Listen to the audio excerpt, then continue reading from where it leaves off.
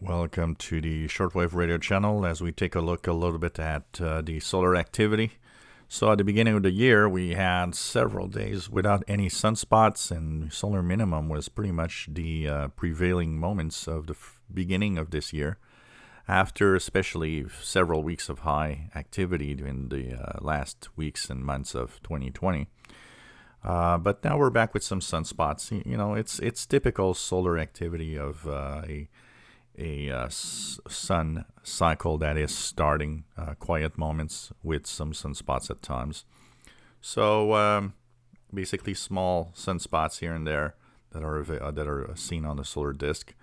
Raising the solar flux a little bit to 78, 80.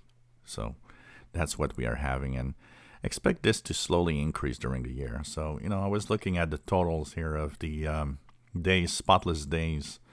So in 2020, we had 57% of the year that was spotless at 208 days. Of course, solar minimum was at 2019, and you see here 77% of the year, 281 days without spots. Look at the year before, 61%. It's kind of consistent that you see 61. Here was 57 for 2020. The year before and after solar minimum, which means if you look at here, the 2017, the other year, that was only 28%. So, I don't know how many days we'll have without sunspots this year, but I expect this 48% to actually go lower, maybe even resemble much more the 28, 30% here, and even better, who knows. But one thing for sure is that we do have a solar cycle that slowly is rising. And, expect that as time goes by, higher frequencies will be good. Remember that solar activity affects, higher solar activity with sunspots affects much more the higher frequencies than it affects the low frequencies. So, if you see higher solar activity and you're in the 49 meter band, you might not see that much of a difference, but you might see that 16 meter band, which is 17 megahertz, is actually propagating during the daytime, though, when it was not. So it's not everywhere that you see increase in propagation because of an increase in solar activity. And sometimes there are some adverse effects depending on how active the sun is, especially when it actually produces solar flares and big coronal mass ejections.